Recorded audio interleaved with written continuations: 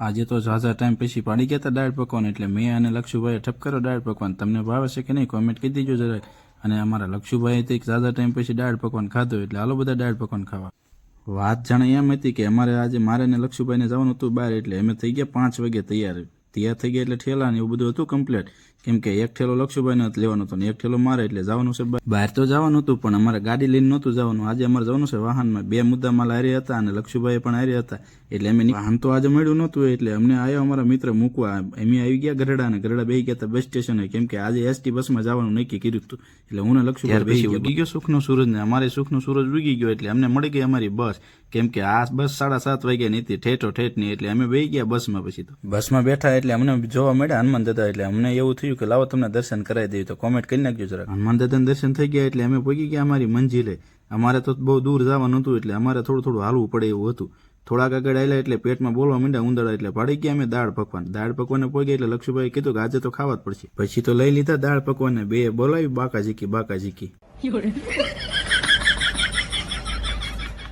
તમને દાળ પકવાન ભાવે કે ના ભાવે એ જરા કમેન્ટ કરી દેજો. મને ને લક્ષુભાઈને ભાવે છે, એટલે અમે તો બાકાજીકી બોલાવી દીધી. પછી દાળ પકવાન ખાઈ રહ્યા એટલે અમને મળી ગયું અમારું વાહન, અને ઝાઝા ટાઈમ પછી અમે બેઠા ભાઈ ટેમ્પામાં. અમારે તો ભાઈ ટેમ્પો કે છે, તમારા ભાષામાં શું કે જરા કમેન્ટ કરી દીજો. ટેમ્પામાં તો 3 કિલોમીટર જ જવાનું હતું, એટલે અમે પહોંચી ગયા અમારા લક્ષુભાઈની હોસ્ટેલે. આ છે અમારા લક્ષુભાઈની હોસ્ટેલ. પછી તો પહોંચી ગયા અમે લક્ષુભાઈની રૂમની અંદર, કેમ કે હેઠે દાખલો જમા કરાવવાનો હતો. જે મૂકવા આવે એને જમા કરાવવું પડે.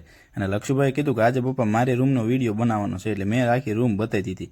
રૂમ બતાવીને વાંધો નહીં, પણ લક્ષુભાઈએ બધા લબાસા બારા કાઢ્યા, કેમ કે આ બધી સર્વ સામગ્રી છે ને ભાઈ 1 મહિનાની વસ્તુ હોય છે ને બધી ભણવાની વસ્તુ. પછી તો બધો સામાન ગોઠવા પછી લક્ષુભાઈએ કીધું કે હાલો આજે પપ્પા મારા રૂમ પાસે તમને હું એક વસ્તુ બતાવું.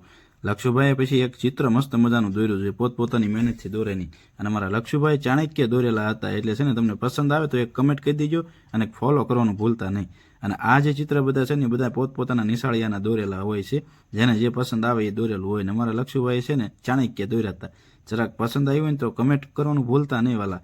અને આ લક્ષુભાઈ છે ને આખી આજે નિશાળ બતાવવાનો મને ફેસલો કર્યો હતો, એટલે બધે આંટો મારી લીધો. ચિત્ર તો પહેલા બતાવી દીધા એને. પછી તો આખી નિશાળ રખડીને થાકી ગયા, એટલે સડી ગયા બપોરે. ને લક્ષુભાઈને 11:30 ભાણું પડી જાય. 11:30 બધા નિશાળીઓનો જમવાનો ટાઈમ થાય, એટલે લક્ષુભાઈ કીધું આજે પપ્પા મારી હોસ્ટેલનું જમવાનું છે. એટલે લક્ષુભાઈએ લઈ લીધા દાળ ભાત ને મેં લઈ લીધા શાક રોટલી ને સંભારો. તો આવી જાવ બધા જમવા. હાલો અમે તો બહુ ભૂખ લાગી, એટલે જમી લેવી. જમી લીધા પછી મારે થઈ ગયો હતો બસનો ટાઈમ, એટલે મેં કહી દીધા લક્ષુભાઈને ટાટા. હાલો તમને પણ કહું છું બાય બાય, ફોલો કરતા જજો.